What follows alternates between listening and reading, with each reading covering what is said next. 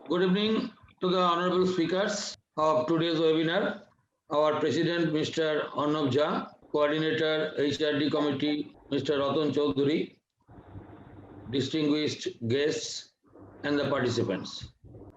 You might be aware, our association is organizing series of webinars on relevant topics with knowledgeable and dignified speakers since last 9 months, with the objective to promote leather and its allied industries during this critical period due to pandemic.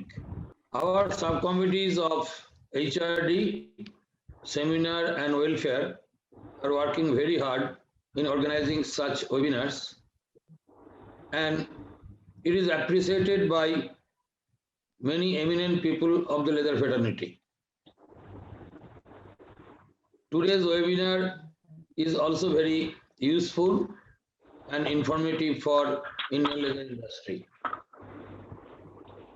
Let's start the event with welcome address by our President, Mr. Arnab Jha. Good evening, Mr. Sushant Mullik, General Secretary of ILTA, Mr. Ratan Chaudhary, Coordinator, HRD, Honorable Mr. Claudio Maffioletti, CEO of Indo-Italian Chamber of Commerce, Mr. Gualberto, CEO of Component and Equipment Limited, Mr. Ashok Banerjee, immediate past President, Calcutta Management Association, and retired professor of IIM Kolkata. Members, colleagues, students, and friends from industry, and other participants, I, on behalf of ILTA, feel myself privileged to welcome you all to join the webinar titled Branding of Leather this evening. To a common man like us, brand is a name, term, design, symbol, or other feature that identifies one seller's good or services as clearly different from those of the other sellers. Brands are used in business, marketing, and advertising, publishing for recognition, and quite importantly, to create and store the value as brand equity for the object identified to the advantage of brand's customers, its owners, and stakeholders. Branding and labeling of heightened skills have an ancient story. It probably began with the practice of branding livestock to differ theft. Images of the branding of cattle occur in ancient Egyptian tomb dating to around 2700 BC. Over time, purchasers realized that the brand provided information about the origin as well as about ownership and could serve as a guide to quality. It is most unfortunate that there is almost no leather with official brand name or mark, though varieties of leathers are developed every day throughout the world, and hence brands like EI Keep, EI Goat and Sheep, or Santiniketan leather are not yet established officially. We are happy to mention that ILTA and Lexpo both are properly protected by Property Act, and impact of the brand logo of Lexpo are quite positive. For longer number of days, brands have been used to set products apart and have taken many different forms.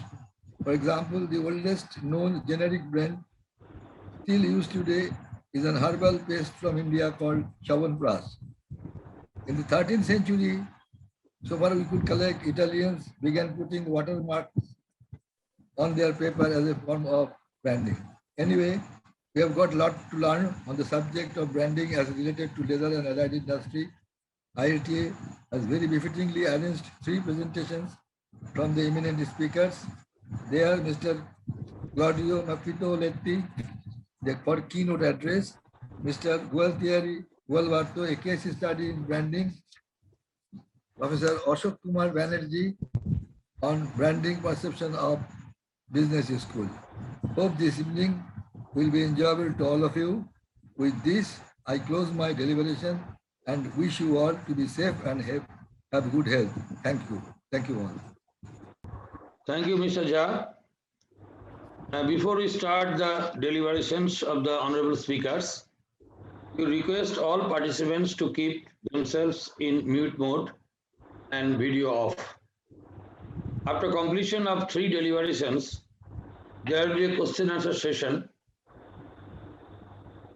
You may please raise your hand or send your question via chat in the meantime.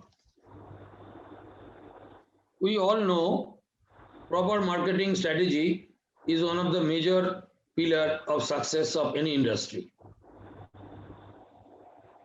Brand image establishment is one of the main component of any marketing strategy. Hence, today's topic, branding of leather and its products, is extremely important for a sustainable growth of Indian leather industry. So let's start the webinar with the keynote address by an eminent personality, Mr. Claudio Maffioletti. Let me introduce first Mr. Claudio before he starts his deliberation. Mr. Claudio Maffioletti, Chief Executive Officer and Secretary General, Indo-Italian Chamber of Commerce and Industry, IICCI, in short, Bombay, India. Born in Gualberto, Italy, Mr. Maffioletti has a degree in humanities from Parma University, Italy, and a PG diploma in management from City University Cash Business School in London, UK. He moved to India in 2007 and became Secretary General of the IICCI in 2015. With the support of the IICCI's Board of Directors and its senior staff, he defined the IICCI's strategic vision 2015-20 with a radical change of the IICCI business model, focusing on the needs and demand of the chambers, 1,000 plus members, made of Indo-Italian joint ventures, Indian subsidiaries of Italian companies, Indian importers of Italian brands, products and technologies, Italian exporters, and individuals seeking to have an authentic experience of Italy or India. Currently, he is executing the IICI Strategic Vision 2020-2023, including rapid digitization, fundraising and project financing, multi-year cluster project in apex sectors of Indo-Italian trade and investments, such as Make in India with Italian machinery, smart urban infrastructure, agri, food tech, furniture and design, higher education, food and wine, engineering and leather and textiles. So now I request Mr. Claudio to start his keynote address.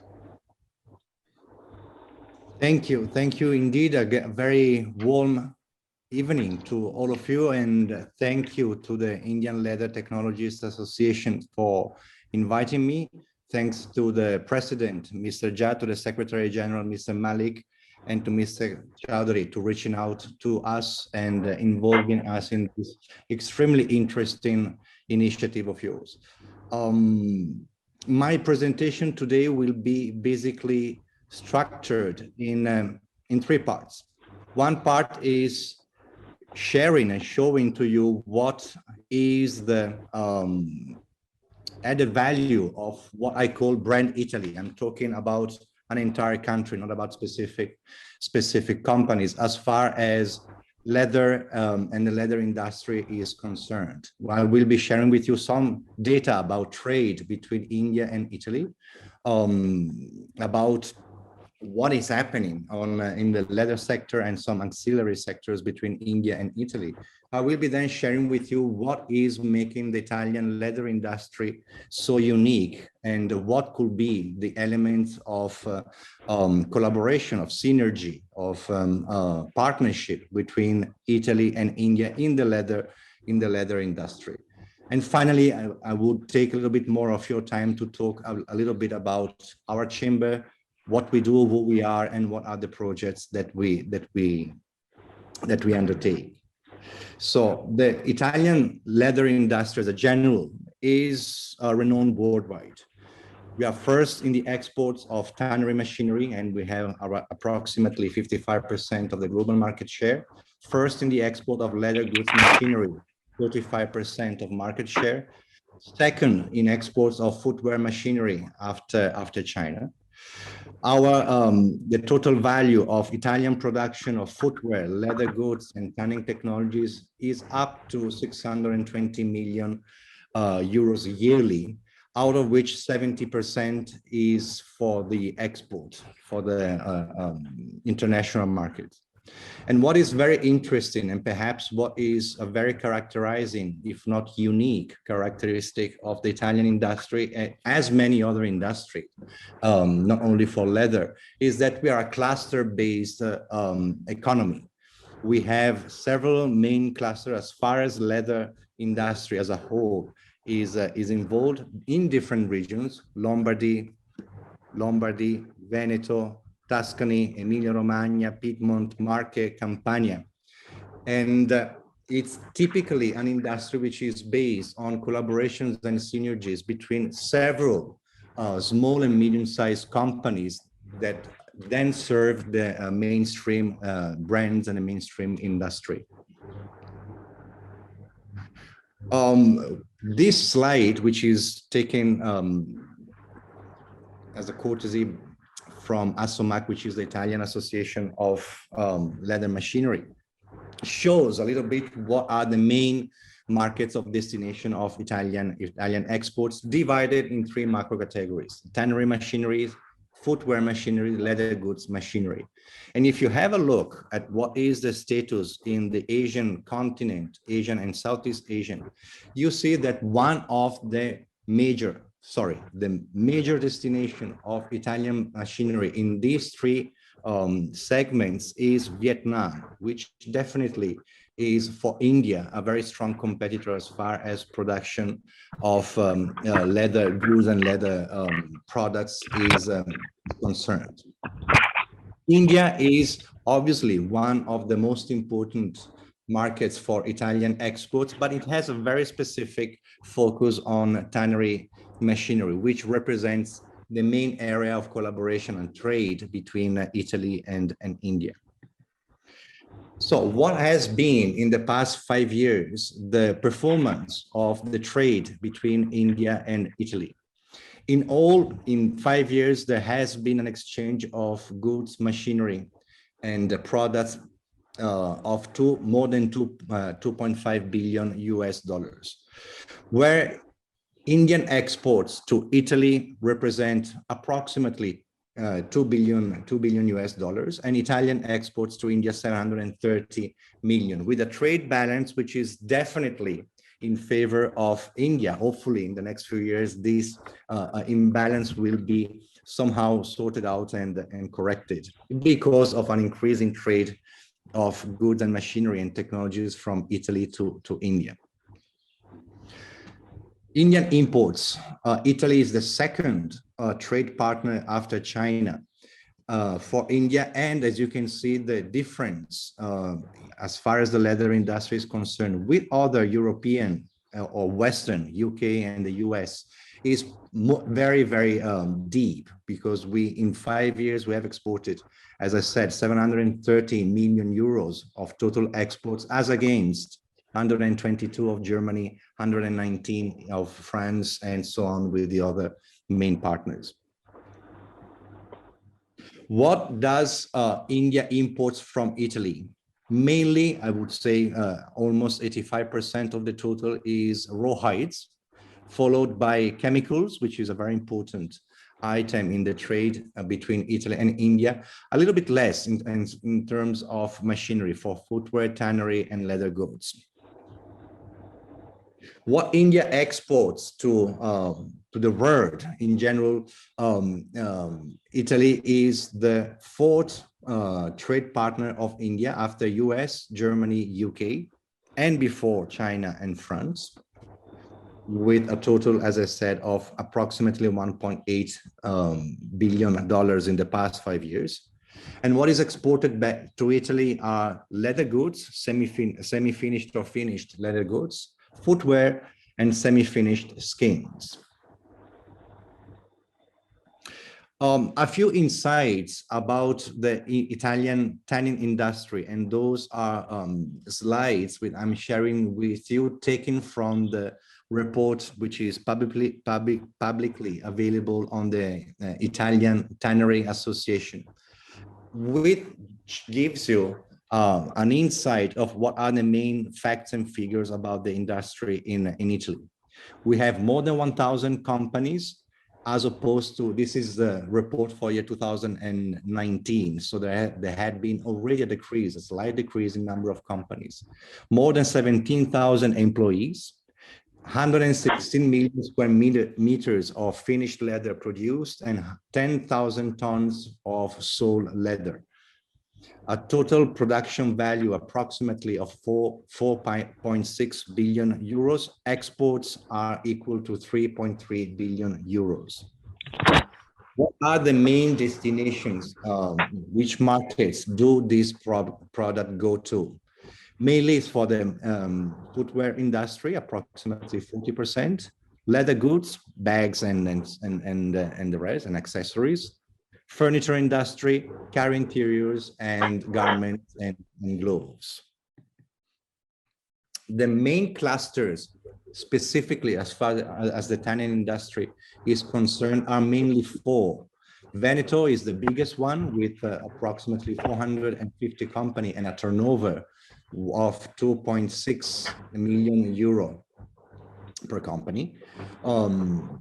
Tuscany, followed by Tuscany with approximately 500 companies. Campania in the south of Italy with 145 companies, and Lombardy with a little bit more than 35 companies. So in total, the entire clusters have a number of, the other regions include a total of 600 employees and 30 companies. So as you can see, the production is mainly concentrated in these four regions of Italy. What is the undisputed leadership of Italy as far as the tanning industry is concerned? In Europe, we represent 65% of the total value of production and 69% of export of finished leather to extra EU country as value is concerned. Worldwide, we have a 23% market share and 29% of total trade and international exchanges about finished leather products. This is the performance monitoring of the presence of Italian companies, brands, and products worldwide. As you can see, there has been a steady increase, both in terms of production and in terms of exports. In terms of exports, has been a little bit more volatile, especially between the years 2010 and 2015. But as you can see, starting from 2015, there has been a steady growth. Obviously, we are not considering 2020, which represents somehow year zero for the entire global economy. What are the main areas of destination of the Italian finished leather products? Mainly the EU, which is obviously the easiest and most accessible market for most of the Italian companies, but Asia represents 1/4 of the total exports of Italy, 24% out of the total. The remainder is between North America, Russia, and other countries, for 3.3 billion euros of total exports to a total of almost 120 countries. what is instead, what are the numbers with regards to imports of raw hides and skins and semi-finished leather materials? 785,000 tons imported from approximately 120 countries, mainly from the EU, from South America. As you can see, there is very little of nothing from the Asian continent. So what makes Italy a very particular and very advanced and pioneering market and know-how as far as the leather industry is concerned? Well, Italy is, and most of Italy's producers are very well aware, and in most of the cases are complying with what are the three main sectors, three main regulatory framework, if you can call them like that. On one side, there are the Sustainable Development Goals, which have been defined by the UN with the aim of achieving a better and more sustainable future for all by 2050. Similarly, the recently announced and implemented EU Green New Deal, which focuses on a circular economy in all sectors, as to make Europe a climate neutral continent within 2050. And then there are some specific nation-specific regulations which look into the leather industry with some more specific approach. And in Italy, it's been approved and passed in June 2020, one law that regulates the usage of the word leather and hide in the labeling of the products, with some hefty penalties for those who can contravene this kind of regulations. What is circular economy? This is a slide in Italian, but it shows very clearly what are the entire processes involved in an ideal life cycle of a leather product, starting from the animal husbandry, where the animals are taken care of, from the slaughterhouse to the tanning plant to the production plant, and at the end of it to the consumers. And you can see that many of the waste of the result materials of the production are in any case reused after certain internal processes to minimize and to reuse as much as possible all the waste in various industry. Obviously, you have the food industry, but you also have the healthcare, the cosmetics, and the nutraceutic industry, and then you have the agricultural industry as well.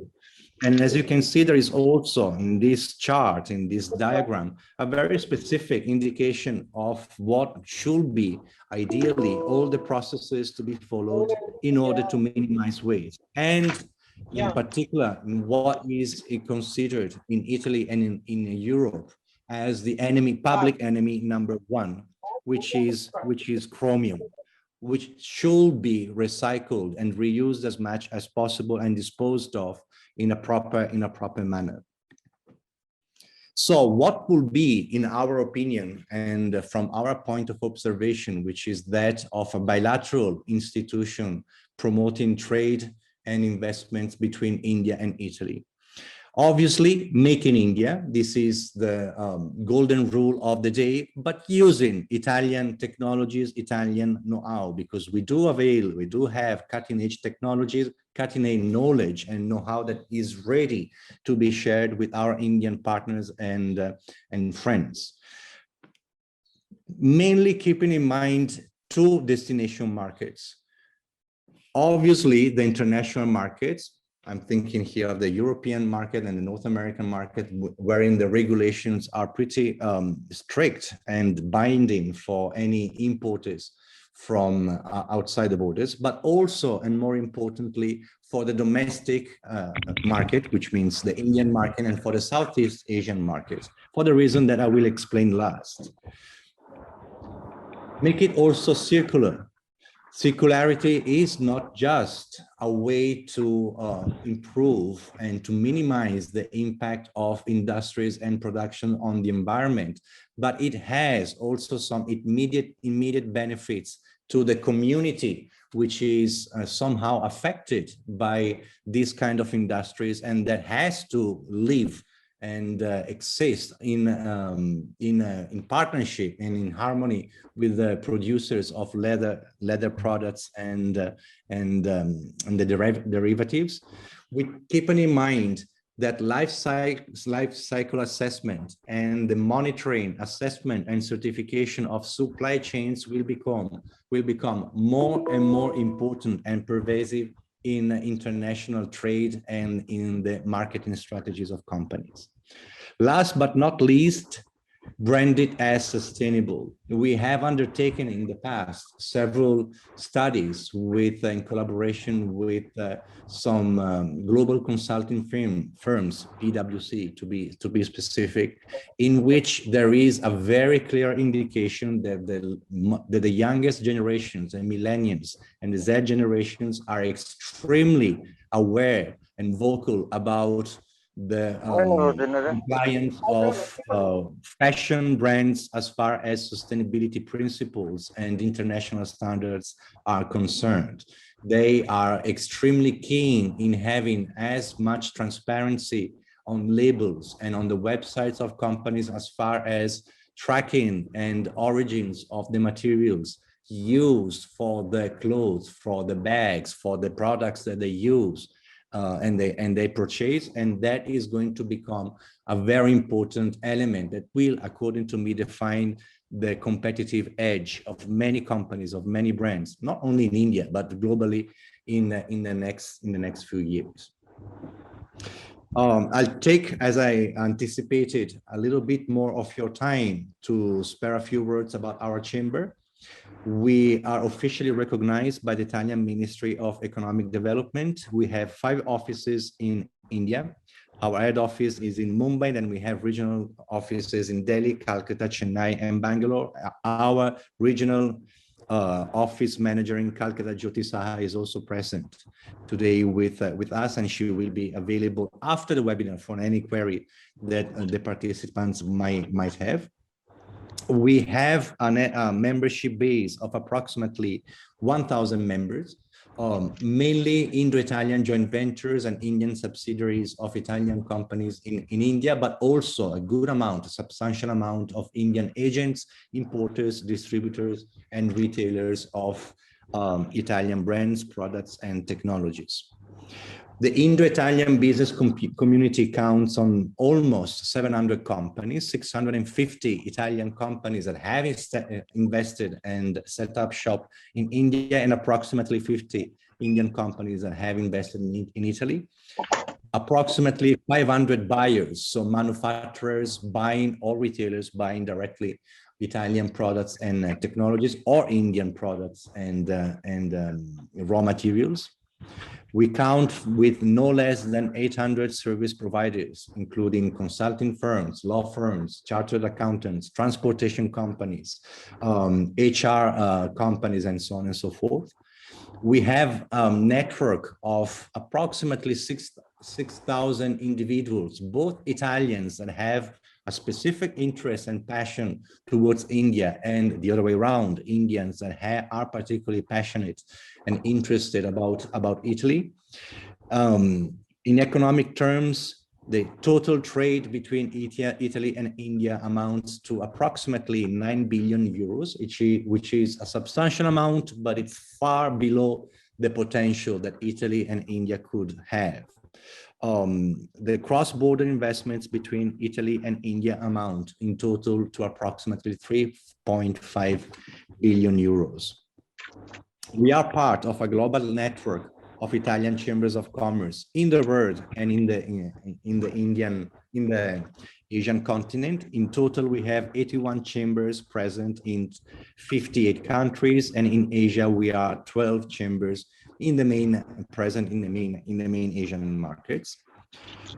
We do promote sustainability, and that's the reason why I stressed so much on this subject during this presentation on best practice and represent, promote, and give visibility to best practices as far as sustainability and CSR activities are concerned by our member companies, both Italian companies in India, but also Indian companies doing business with Italy. Impresa Awards is one award that we assign every year to the members that best perform on several indicators. There is environmental sustainability, there is human rights compliance, there is the attention to the supply chain and the attention to the immediate community as elements on which the awards are given. My presentation is over. I'm obviously available for any query you might have, and thank you very much again.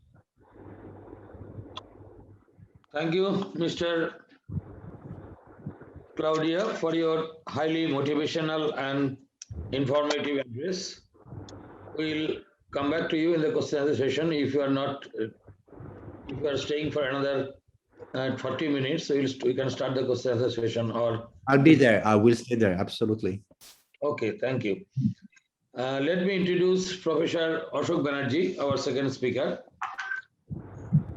Professor Ashok Banerjee did his graduate studies in science and technology, did his postgraduate in management from IIM Calcutta in 1970. He has nearly 3 decades of top and senior level management exposure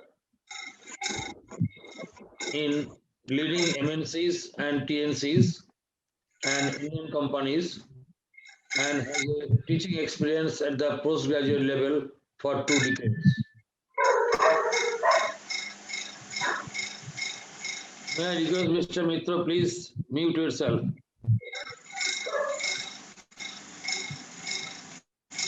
Subir, please mute Mr. Mitra.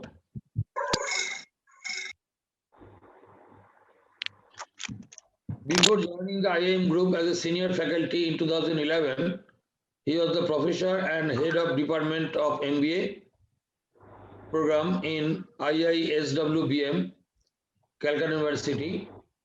He is also a research guide in various universities students, including the University of Calcutta.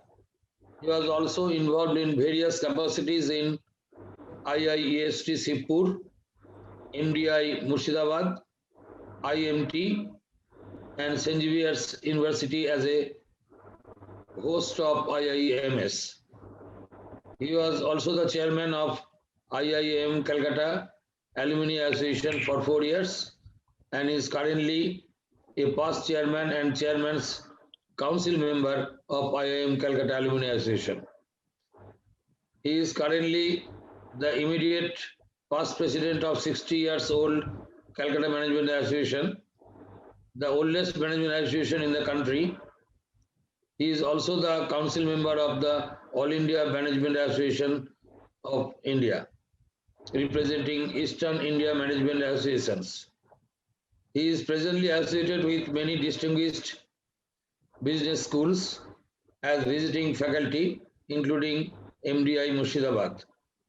His hobbies include traveling, listening to music, and sports. Mr. Banerjee will deliver on branding perception of business school. Professor Banerjee, please.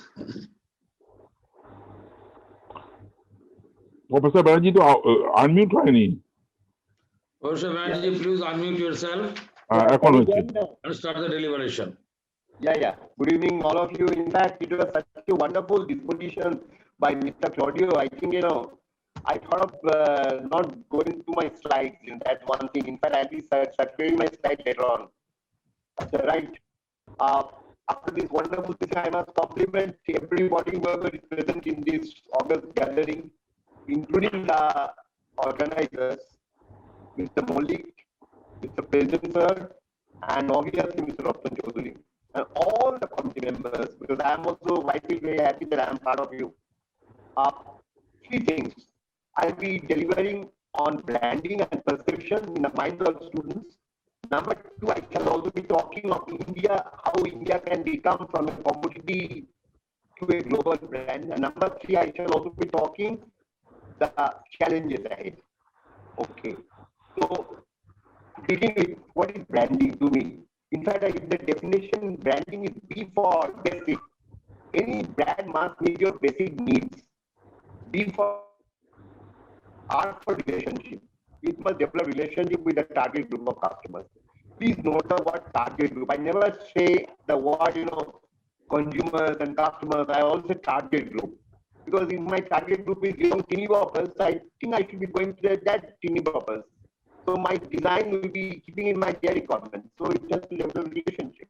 The area which Italy has done, it has become the global brand leader all because of they could understand the TT's requirements very specifically.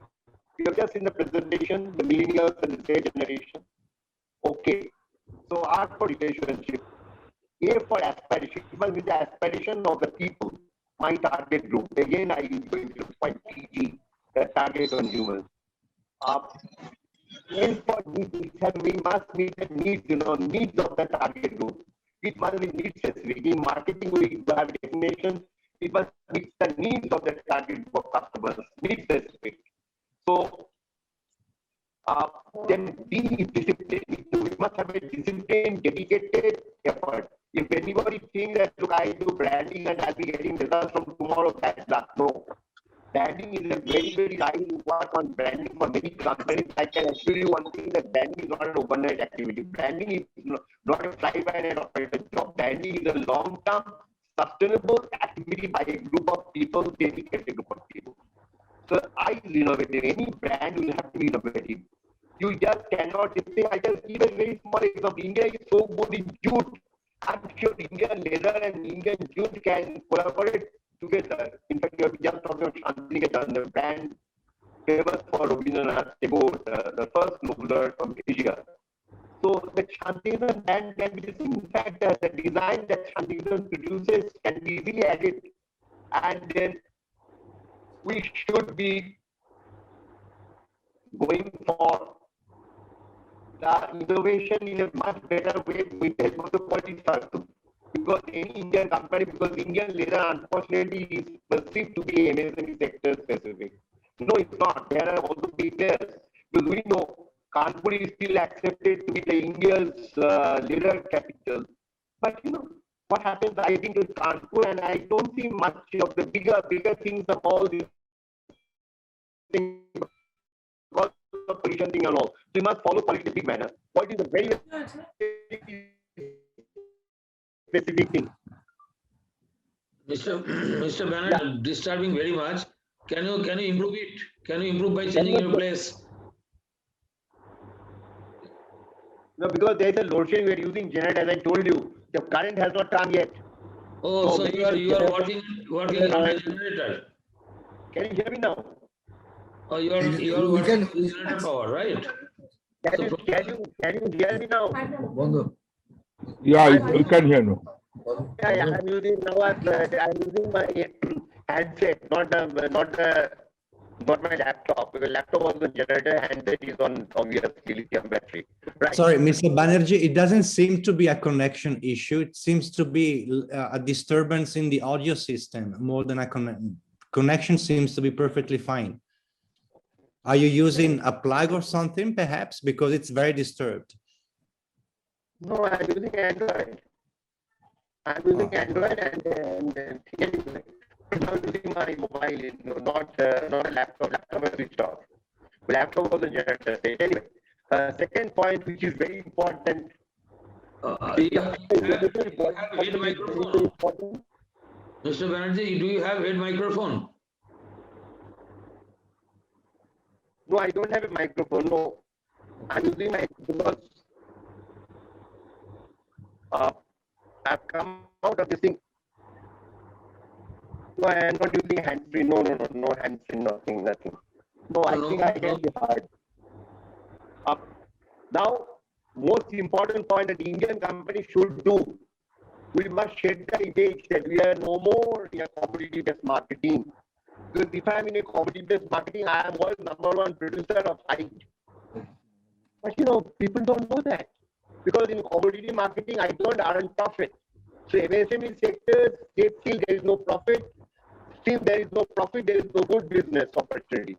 So we must always do any company going to a business must do detailed project analysis. I call it DPR, detailed project review, before they go for business. So next point which I'll be talking, we must have a goal, And as I told you, anything should be need specific, and any company must have a goal.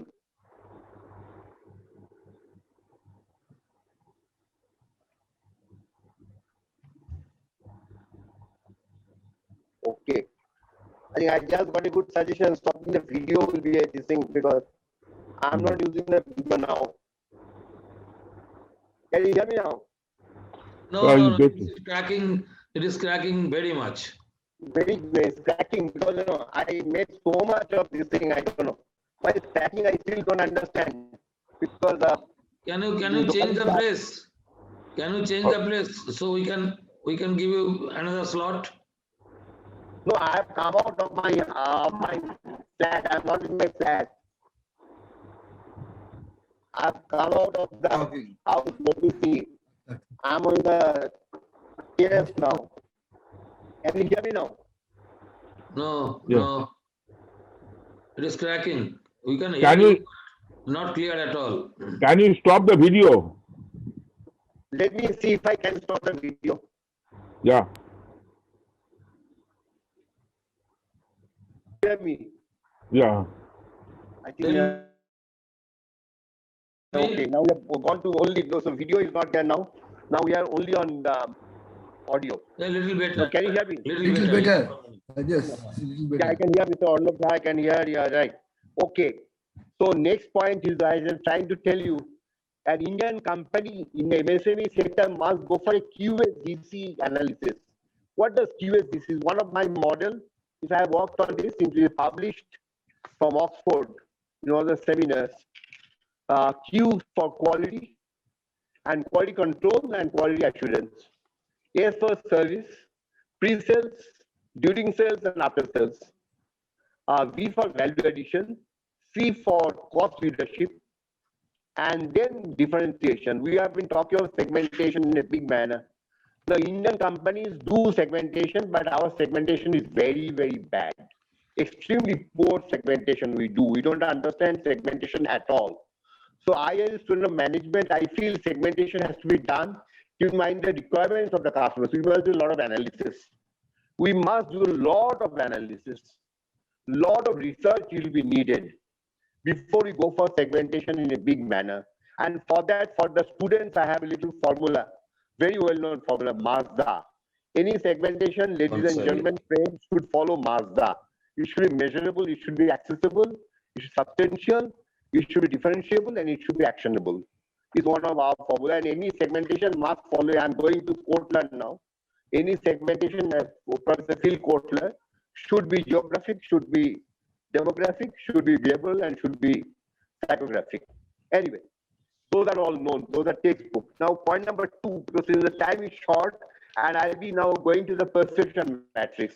To be perception is what the consumers expect from me.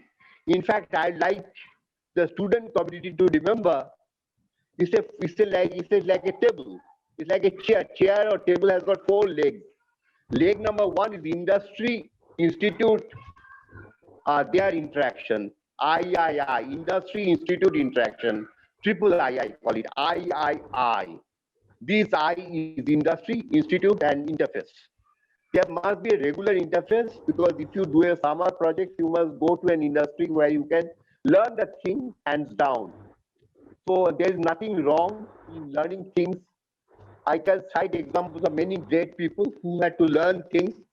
Here I'll giving an example of a great Indian scientist, Acharya Prafulla Chandra Ray, the person who gave us the feeling of entrepreneurship in India. Acharya Prafulla Chandra Ray learned everything hands down.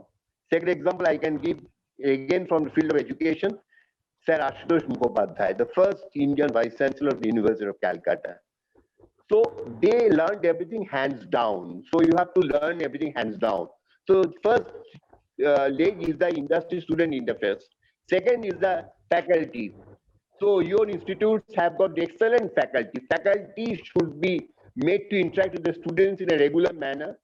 By attending seminars and conferences, you develop the relationship with the faculty. You also go on publishing papers. In the process, your network activity goes up. Third point, which I very strongly feel, you must select an institute based on the reputation. So I very strongly believe the reputation of the institute counts. So for that, the student body, the alums, they play a very important role. Take the case of any university, because I was giving example of University of Calcutta. Who are the alums? I'm not going to name them. In fact, then I'm partial.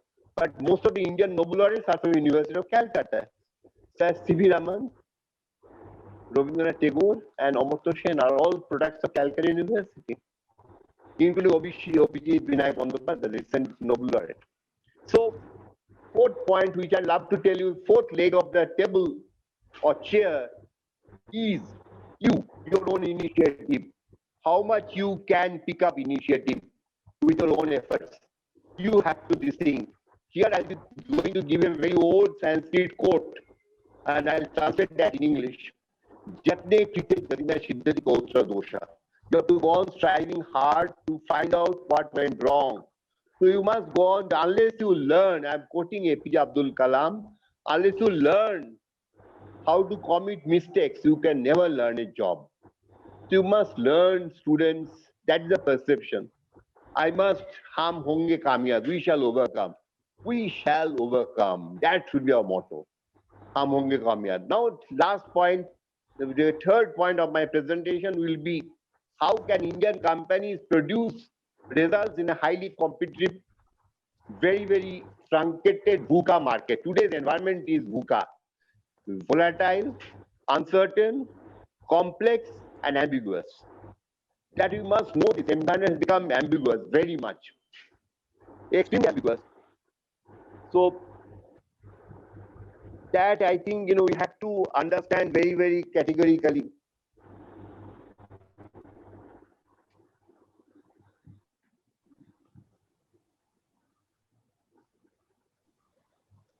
We have to understand that very categorically.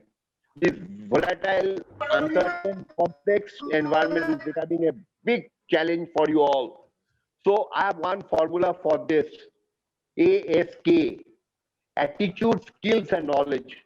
So Mr. Claudio has already told that, look, Indian companies can pick up a lot of relationship because the days of confrontation are over. Now it is days of cooperation.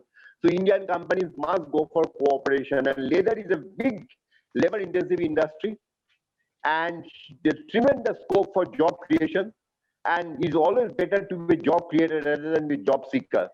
So Indians should develop, Indian manufacturers should develop the feel that yes, we can do branding, A, B, we can make it to begin with an Indian brand, then course of time regional brand and an international brand. In fact, I very strongly believe and I very strongly suggest Indian companies must go for a SWOT analysis, strength, weakness, opportunity, trade analysis before they venture to any new market. To conclude my presentation, I'd love to tell you this thing, that please remember, the roads are rough, they're very tough, but end of the day, end of the tunnel, there is a ray of hope. And Indian companies, I am sure, by handholding, will be able to reach the goal. Together, we will be able to achieve our results, and it will give us a tremendous amount of perception that Indian brands are global class. Thank you very much, ladies and gentlemen. Thanks once again. Thank you. Thank you, Mr. Banerjee, for your deliberation on brand perception.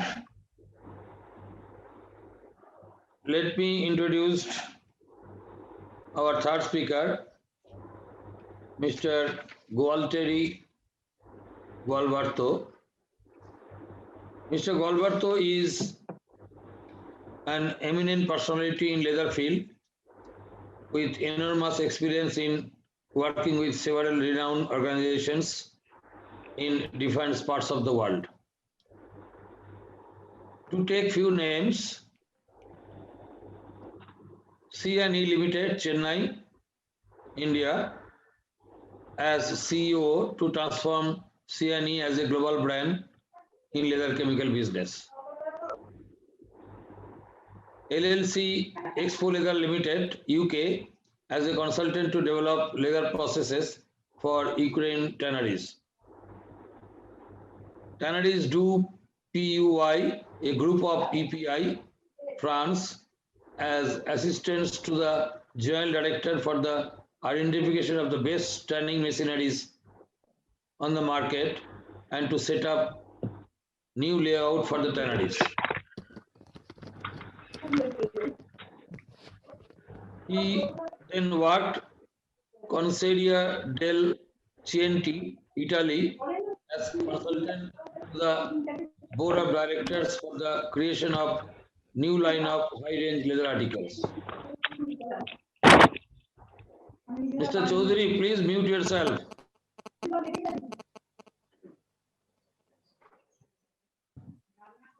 Consiglio Lamba Tider Jaya, Indonesia, as advisor to CEO with task of developing a new series of articles and market analysis and setting up new companies and marketing strategies.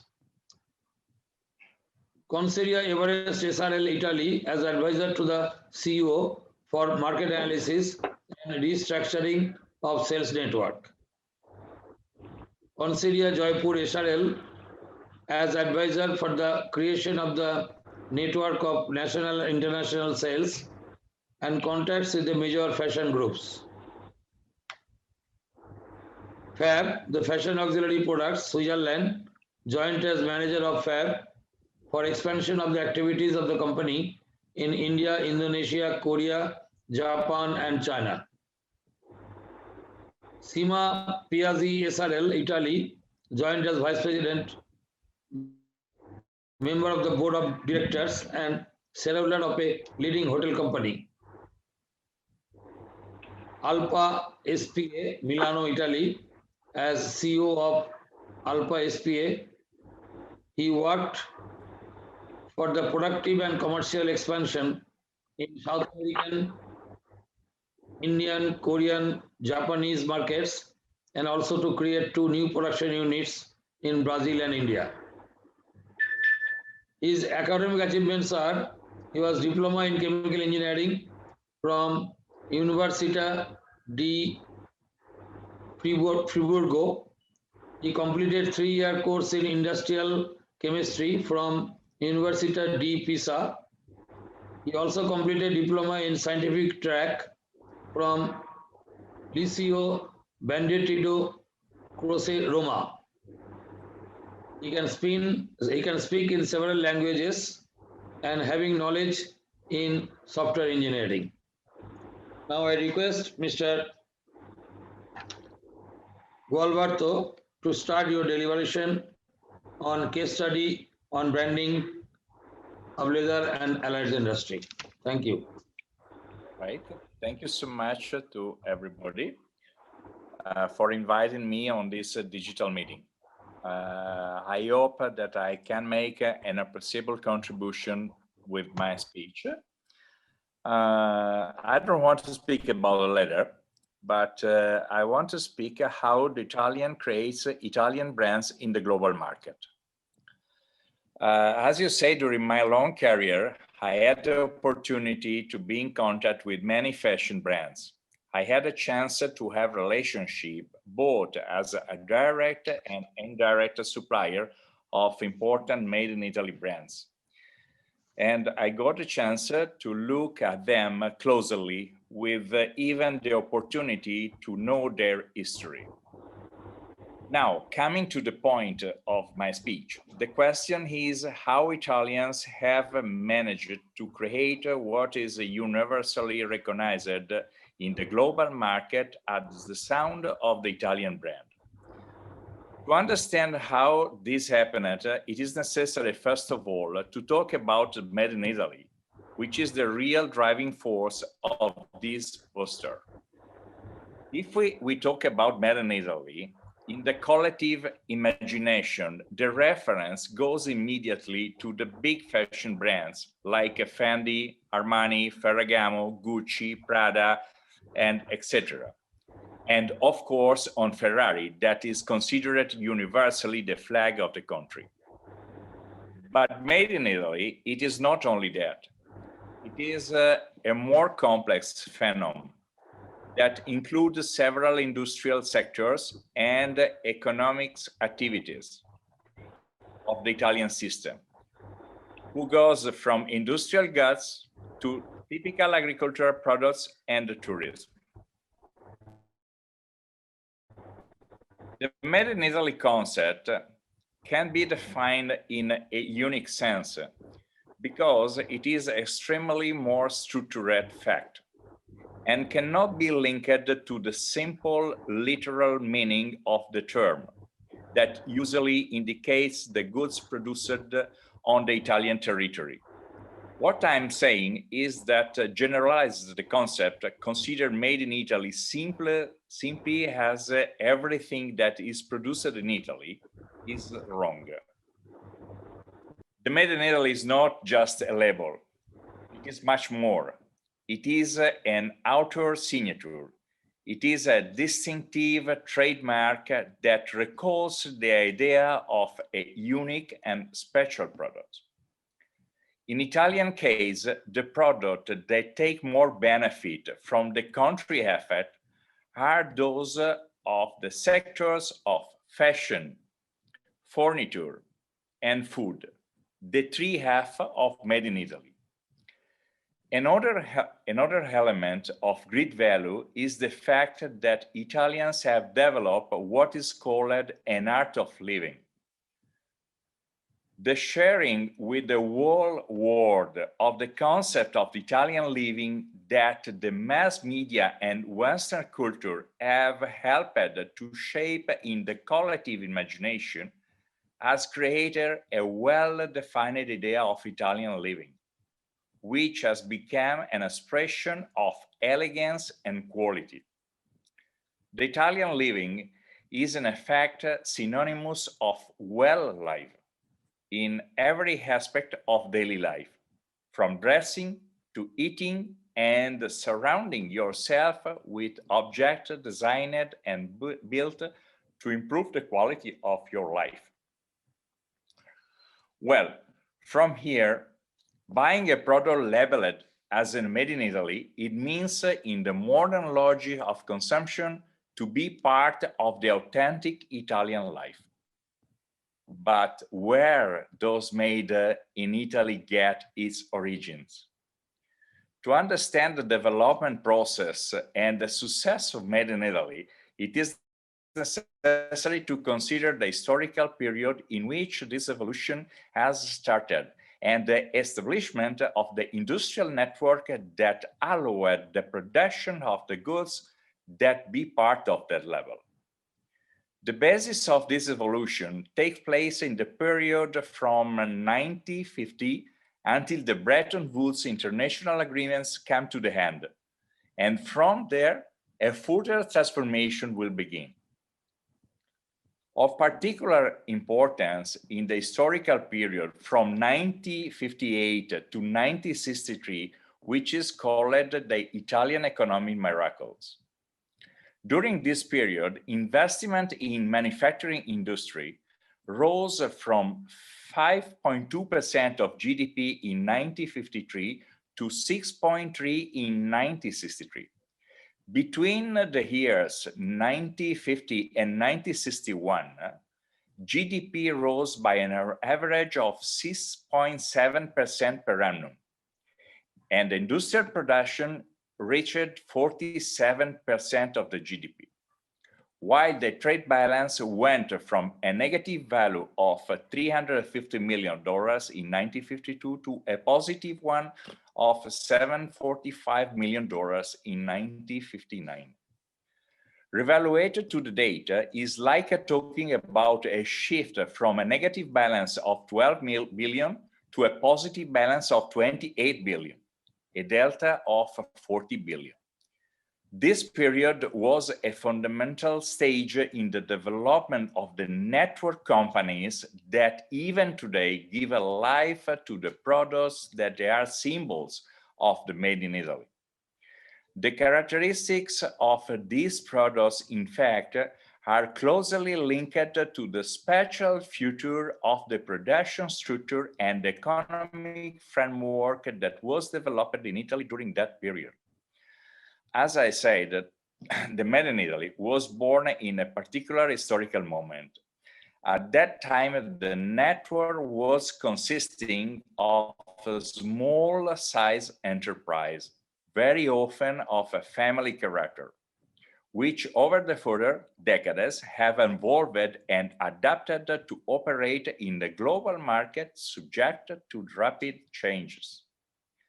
This process of building the Italian industrial apparatus began with the gradual disappearance of small traditional enterprise like carpenters, blacksmiths, cobblers, and their transformation into small manufacturing enterprise.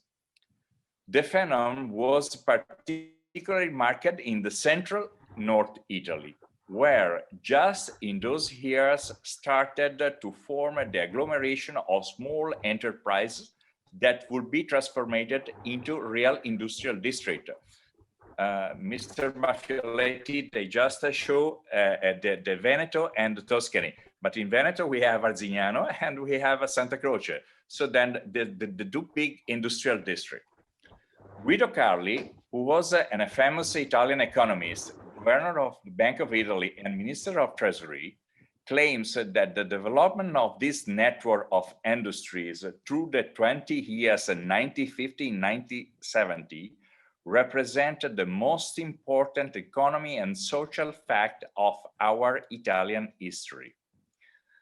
This structure of newly created small enterprise has its origin, above all, in the craft activity that were carried out at the local level. The transformation of these activities into more structured form of enterprise was a natural development of them without losing their fundamental characteristics. In these new companies, what was shifted has been only how the production process was organized. It was moved from a production in the workshop into a new well-organized and structured plans. The production increased, but without missing the focus on both quality of products and raw materials.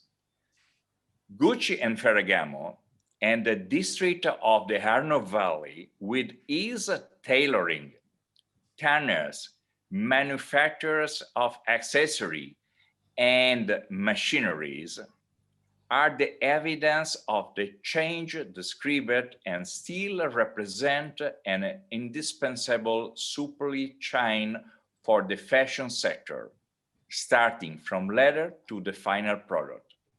In summary, we are talking about the Renaissance applied to the fashion that contaminates the whole world, the art of doing well industrialized. Two examples for all: the timeless and iconic French bags, such as the 255 by Chanel and the Lady Dior by Christian Dior. They carry inside the words made in Italy and are manufactured in the Tuscan district by Skilled Letters Tailoring. During the 70s, started a new evolution chapter of the Made in Italy. There has been a progressive loss of weight in the traditional industrial sector to the advantage of the goods sector that are come under the Made in Italy label. It is significant that the Made in Italy sector recorded a positive performance both during the period mentioned above and during the sequence 90s, when the rest of the Italian and European economy showed, on the contrary, sign of slowing down.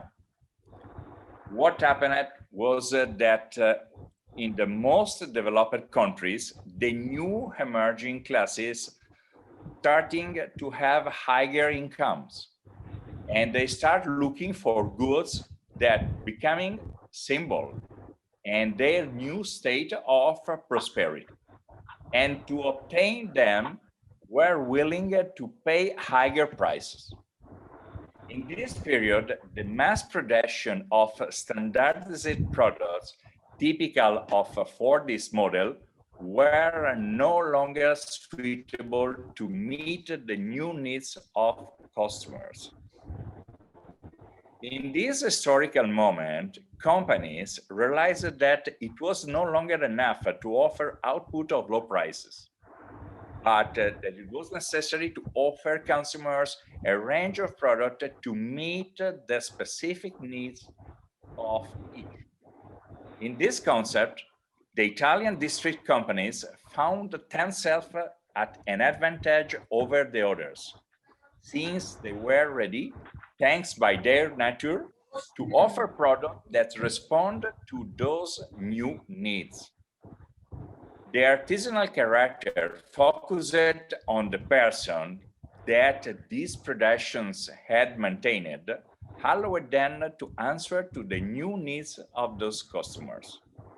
The Italian industrial district were the best well prepared to enter in this new niche market, where they managed to gain a stable leadership position. Another important point has been the fact that addressing to this new type of customer, the district enterprise did not suffer from the competition of the coming low-cost products from the emerging countries, and succeeding to guarantee also good profit margins. There is a famous Gucci advertising example that said, "Quality is remembered long after price is forgotten." Well, the Italian manufacturing companies managed to fit into the dynamics of the world market using their natural strength, the quality of their products, and attention to the customers. It is in this context that the Made in Italy becomes synonymous of quality, craftsmanship, and the sophistication of products, also helped by the remarkable attention from the media around the world. During the 70s and 80s, the Italian pret-a-porter won the international leadership to the detriment of the rivals, however, the French. So much so that in 1980, the International Herald Tribune wrote, "The race between Milano and Paris was in a full progress, and Milano was in a clear improvement." Paris provided inspiration and the direction. Milano reached the reality of the interpretation and manufacturing. France earned the glory, but the Italians are good in making money. The 90s was the time in which we have seen the worldwide definitive success of the Made in Italy. It has been estimated that if the Made in Italy was a brand in the true sense of the term, it would be placed in the third place in the ranking of the most famous brands in the world, positioning itself after Coca-Cola and Visa. Personally, I think that this is the reason why in the last 20 years, acquisition by the French players of fashion and the major international financial fund of the best Italian producer. Could you hear me? Oh, Hello? Ashok, hello. Yes, sir. We are hearing, All sir. right, yes, could you? All right. Yes, sir. Sorry, because You are it's coming audible. one message. No, it's coming one message. No. We are hearing, sir. Yeah. Yeah. All right. Perfect. All Very are good. Very good. hearing. Very Okay. clear.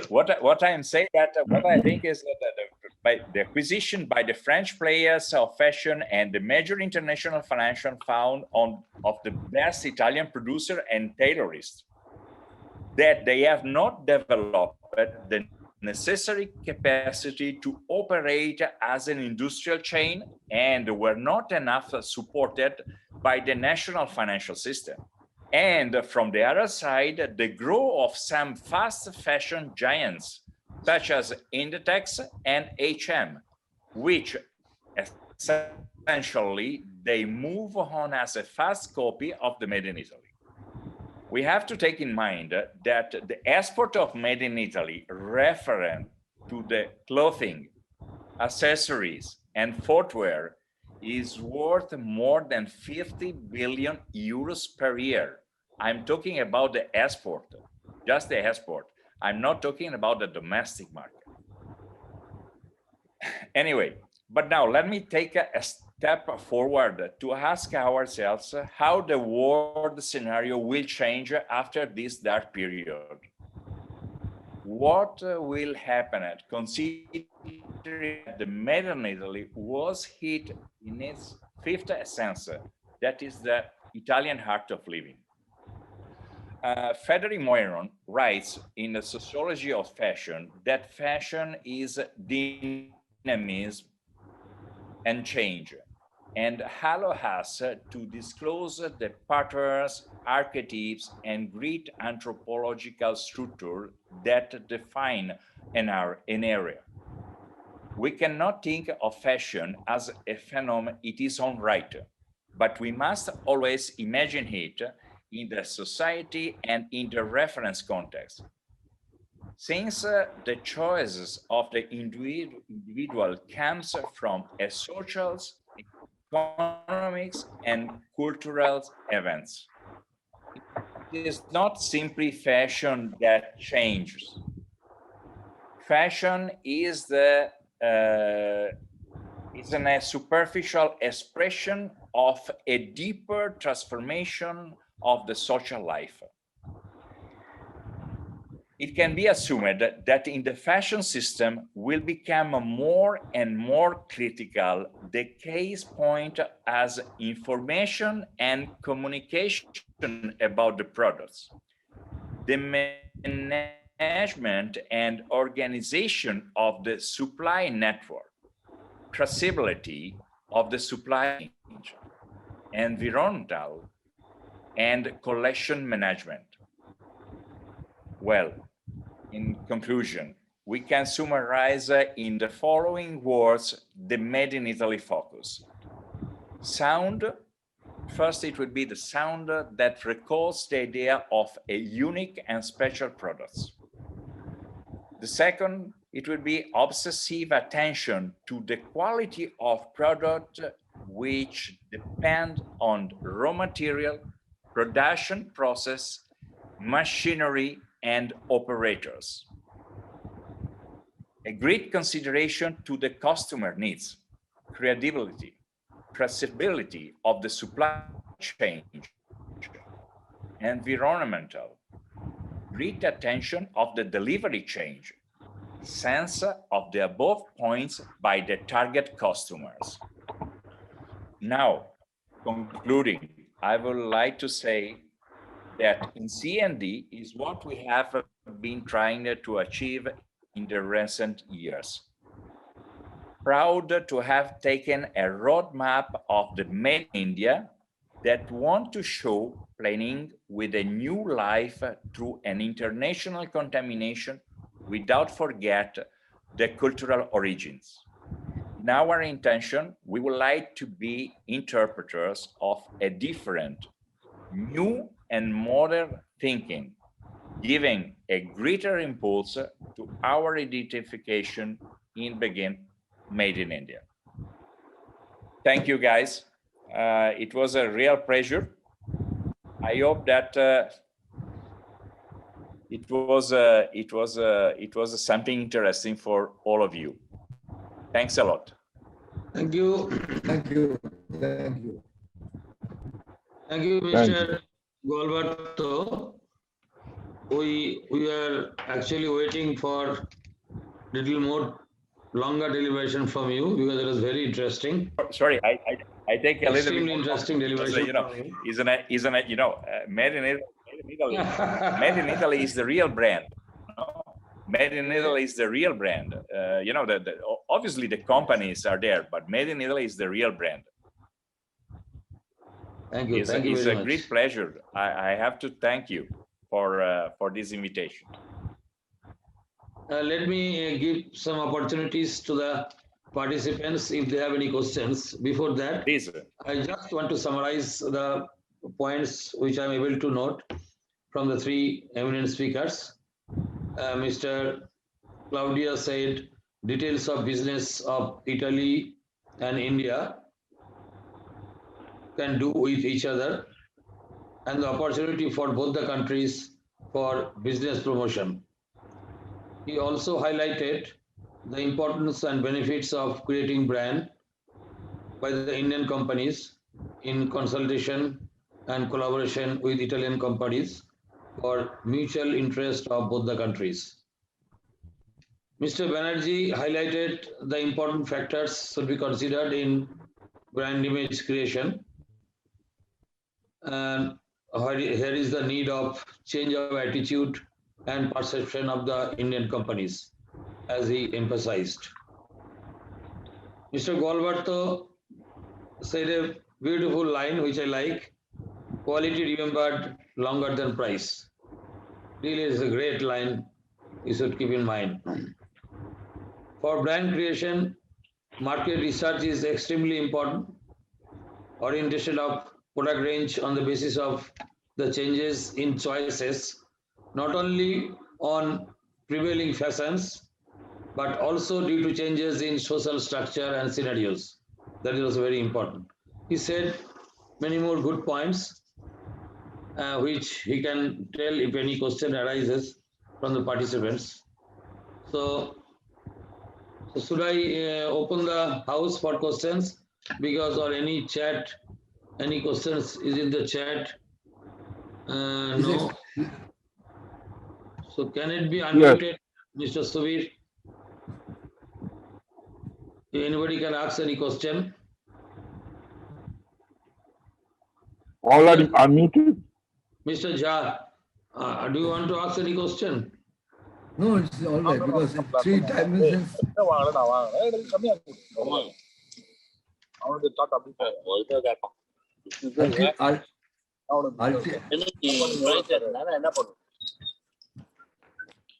I have a question to Mr.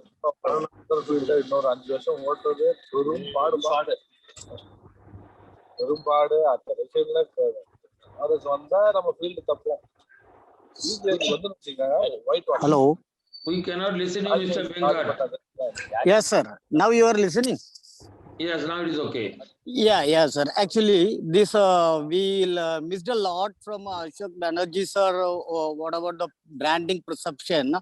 Yes, Is it possible to make any PPT if he is having it will be very useful to us. I Yes, shall be sending them to Mr. Malik, and he in turn can circulate to all the members. Because the way I thought of speaking extempore for the simple reason, I thought branding is such a long-term exercise, and a few slides will be there, and the time constant was there. But yes, I shall be circulating the slides. That's for certain. It's my promise. But what we heard, it will be such a very nice things for learning. So if it is possible, possibly if you are having any PPT, it will be very, very useful. That's why.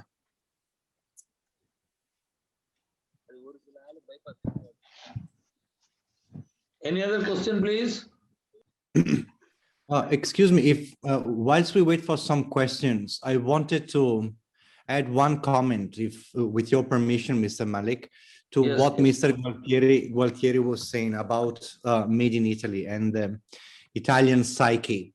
And there is one very important element, which is individualism, which has the pro and the con side of it. There is also an anecdote which is told by Mr. Lamborghini, the nephew of the gentleman who had launched the Lamborghini car. And he was telling that his grandfather, Lamborghini, was born as a tractor and still is a tractor manufacturer in Italy. But he loved sports cars, and he was a very good friend with Mr. Enzo Ferrari, the Ferrari guy. Mr. Lamborghini was from Bologna. Mr. Ferrari is from Modena, which is 40 kilometers away. And they used to race together on the highway between Bologna and Florence. And at some point, Mr. Lamborghini used to have a Ferrari himself. So he was racing with Mr. Ferrari, and at the end of the race, he told him, you know, your car is beautiful, but the clutch is not so smooth. And Mr. Ferrari told him, what do you know about sports cars? You manufacture tractors, so how dare you tell me that my Ferrari's clutch is not so smooth? So Mr. Lamborghini got offended. He started making his own sports cars, and now we have Lamborghini. So this to tell you also the level of inventiveness, creativity, but also of competition, which is very quintessentially Italian. Mr. Gualtieri pointed out that the cluster is not really on a regional basis. It's just few villages which represent productions and brands which are known worldwide. You think of eyewear, the brands like the most known brands in the world. They are manufactured in a small village in the north side of Veneto. And that is very particular. It's very local, and that generates that kind of competitiveness. And I am better than you, and I can do better than you. That has allowed so many Italian brands to become what they are right now. Okay. One thing, Mr. Claudio, if you have any knowledge, or Mr. Gualberto, can you tell, because I have read some stories, but I cannot express in a nice way.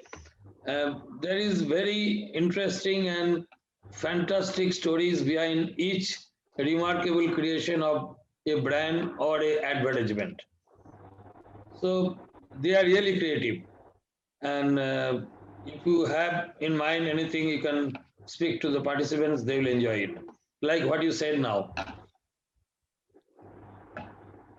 Yeah, and bear in mind that most of the Italian very well-known brands were literally, as Mr. Gualtieri rightly pointed out, family business. The sports cars normally was a small workshop where you had a lattonista. Lattonista is someone that knows how to handle metals. You have an entrepreneur who has a passion for something. Then you need, obviously, an engineer, a good one. You need a designer.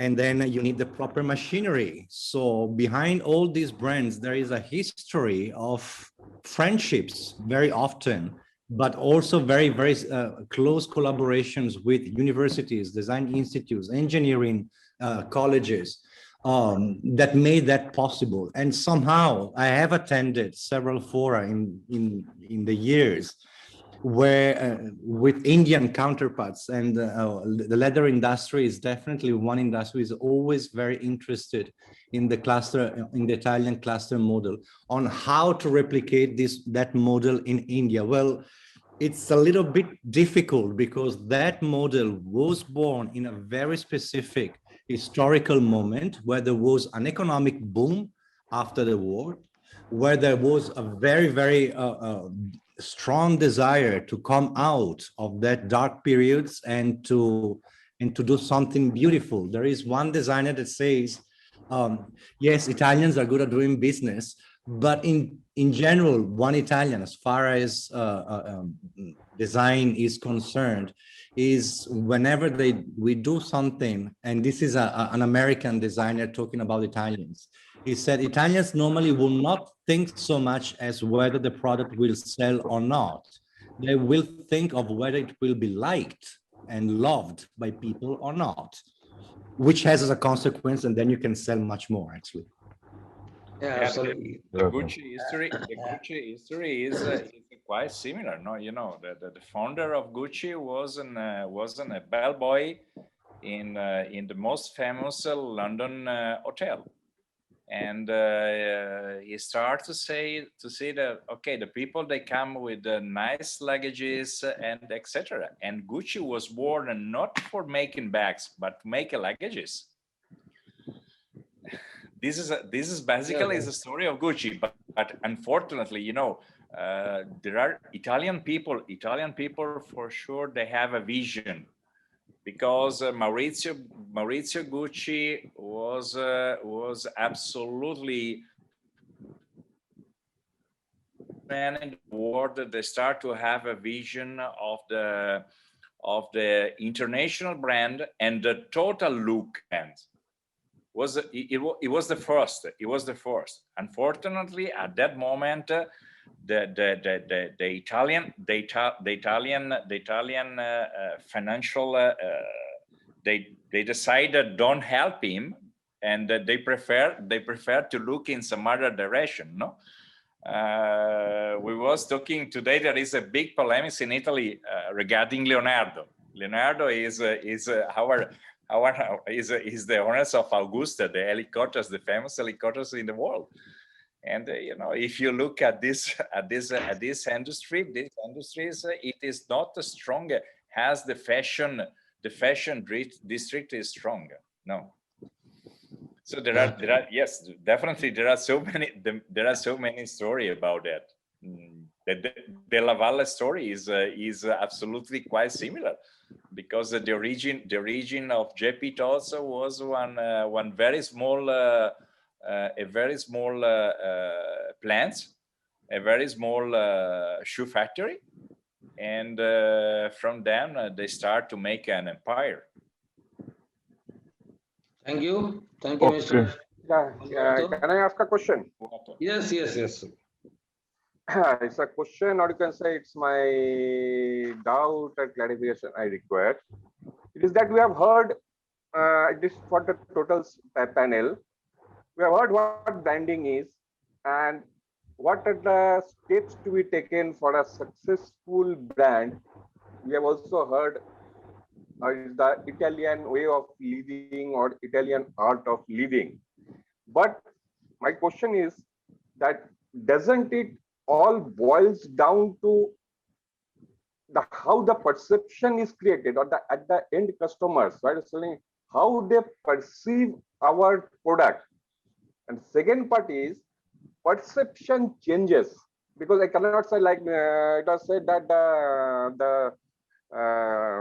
what to say, that mentioned Italy, the new generations, they have now more money at their disposal, so they want to have that niche type of marketing, everything. That means the perception is changing. In that sense, if this perception changes, first of all, whether it all boils down to perception or not, and if then the perception changes, then how do we maintain our brand image? I'll take the That's question. my question. With your permission, I'll take the question. Yes, Indian companies have got a big road to travel. They have to change the perception. To begin with, they must start in the regional blocks. It should be done with such. I have a model. From commodity, it has to become a regional brand, and from regional brand, it has a national brand, and from national, it will go international. It's not a day, one day affair. It's a very long-term sustainable thing. In fact, I have a model again, which I call SCA, Sustainable Competitive Advantage. Any Indian company to have a JV with Italian company must have a sustainable competitive advantage. Michael Porter used the term CA, competitive advantage. I have developed it to call it sustainable competitive advantage. And yes, sir, you're very right.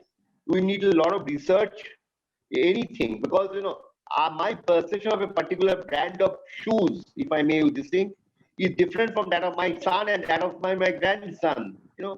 So three different, same family, but three different perceptions.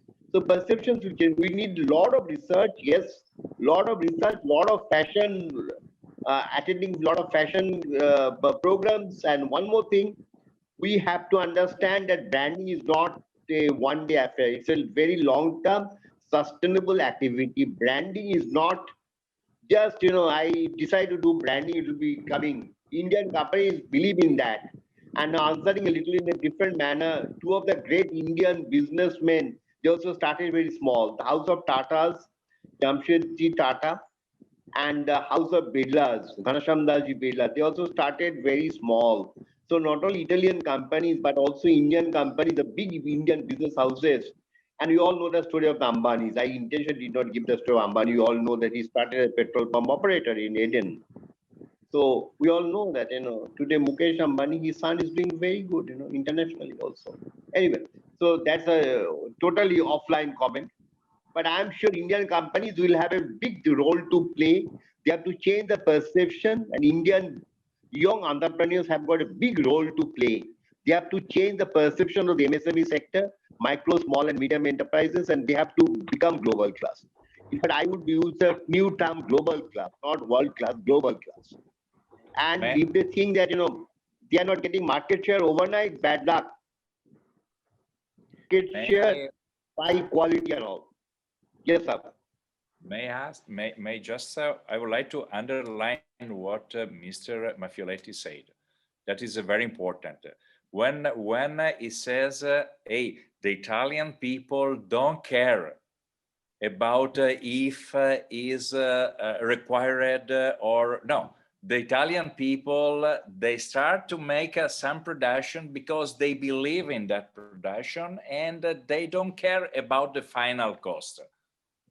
The final cost, it will be the second part of the journey. But first of all, for the Italian people, the main important thing is to get the right quality and the product that it can believe. That is the point.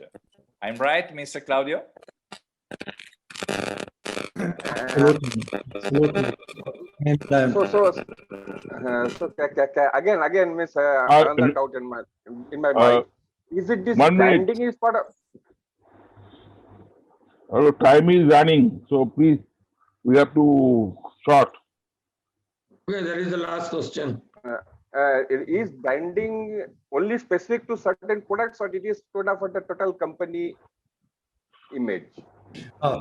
Sorry, very, very briefly, because I wanted to add something to Mr. Datta's question and Mr. Banerjee's answer regarding perception. Perception is for Italians, at least in general, is a consequence of what you do. And Italians tend to focus and dedicate and invest a lot on the product, much more than on the marketing, perhaps.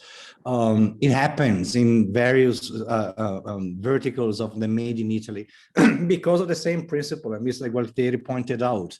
It needs to be something good, impeccable, that people will like, and that should represent fully what the entrepreneur has in his mind and what the company has been doing. It is indeed a very long affair, branding, and it doesn't stop with a marketing campaign. But embedded into that, there should be all the values and all the reasons why that company and that brand stands for, and that should be maintained over time. And then people will perceive what that brand stands for immediately and almost automatically. But it doesn't work the other way around. It starts from the product, not from the marketing. Yes, Mr. Chaudhary, how much time we have? Yeah, because Manoj Bhaiya, he wants to ask one question to the panel. I know. So after that, please you close the hand. I know. Mr. Manoj, please ask your question.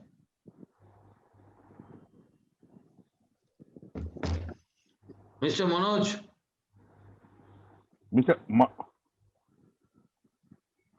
Manoj. Yes, sir.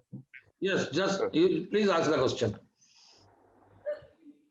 Yeah, anybody can read my question. I had just one question that we are talking about made in Italy, and we are as a country focusing very strongly now in Atmanirbhar Bharat, what are the few bullet points which we should look as a country to do to make similar footsteps of made in Italy, or making India a global brand? So I will ask very succinctly, start buying Italian technology and then having joint ventures to produce in India. Correct. Very good. Very short and good reply. Very Thank good. you, thank you, thank you Absolutely. very much to all the speakers. Thank you. Mr. That is Maffioletti. the step which we took as a company 15 years back, and now also we are doing the same with Mr. Gualberto. Yes, Mr. Banerjee, thank you. Yeah, but it is may I add one thing. This is a part. This will be a part of the journey, but there is another part of the journey that India they have to sustain. I mean, the India they need to be able to close the circle, and to believe in the product. I mean, till the end. Because it is clear that in the next 20, 30 years, there is a big occasion for India, for sure, because for sure in the next future, the Asian countries can be the 55% of the global market, no? So that, but to sustain the global market, you need also to have the right products, and take care about the product till the hands. Not only the first step of part of the production. All the production needed to be controlled properly. That is the point. Even the one box delivery, it is very, very important. And what Mr. Maffioletti said, just not far away where I'm seated, there is one of the big industries make the machinery for the box for Apple, box for all the brands like Gucci and like these people. You can imagine the people, they spend a lot of money just to study and just to have one perfect packaging. Yeah. We are talking about small things, but all the small things they can give the visibility of the industries, of the brand, of the companies. All right. Thank you, Mr. Gualberto. Thank you. It's a really a great pleasure. Thank you for all. Yeah, now we'll continue organizing a webinar on this topic in future, and we'll be requiring your help and assistance in organizing such events and to help the industry to promote their own brand, so that industry can be sustainable in future. So can I just add one more thing regarding the letter, because we have not. I am not speak about the letter, but now I can come inside to the question. Just to give you one example, linked to what Mr. Claudio said, the Italian machinery, for example, Italian machinery for leather is the top of the world. And they can help the people to reach one better result. And the people today, they are not thinking to invest in this field. That is very important. Is another very important point. Yeah. Thank you. Thanks I a lot. request coordinator, HRD committee, Mr. Ratan Chaudhary, to deliver vote of thanks. Okay, good evening. Can you hear me? Yes, clear. Yeah. Good evening. Respect. I just stopped my video just to make it audible good. Respected President, General Secretary, Honorable Speaker, distinguished guests, and my friend. Today's webinar is organized to fulfill our Honorable Prime Minister's aspiration to make in India project. And later, the Chairman of Council and our Vice President, Mr. Dr. Siram, identifies the importance of this project, and the Government of India allocate the fund to do this. However, with this inspiration, we formed our HR group. We organized this webinar with the CEO of Indo-Italian Chamber of Commerce and Mr. Gualberto, and a global reputed person and retired professor of Indian Institute of Management to make it a meaningful. I, on behalf of the committee, thanks to Mr. Claudio, Mr. Gualberto, and Professor Ashok Banerjee for their sharing their valuable idea. I also thank all the participants to join the webinar to make it successful. With this, I wind up my meeting and thank you. Good night.